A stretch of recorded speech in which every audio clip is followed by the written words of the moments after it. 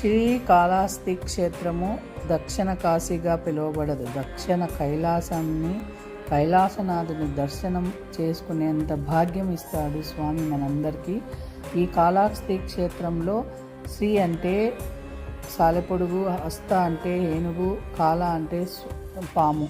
ఈ ముగ్గురు మూగజీవులు స్వామిని ప్రార్థించి వారి గుర్తులచే ఈ శివలింగాన్ని ఏర్పరచుకున్నాడు స్వామి. ఈ అంతరాలయంలో స్వామి వెనక 27 నక్షత్రాలు ఉంటాయి. అవి నిశ్చలంగా ఎక్కడ కదలకుండా ఉంటాయి.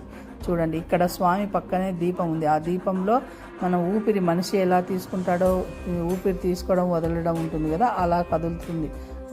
ఇక్కడ స్వామి పైన నాగపడిగలాగా లింగం ఉంటుంది. ఆ దర్శనం ప్లస్ అమ్మవారికి వడ్డానం పెట్టింటారు.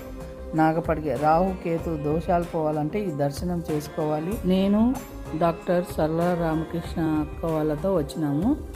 స్వామి సర్వేజన సుఖినో భవంతు.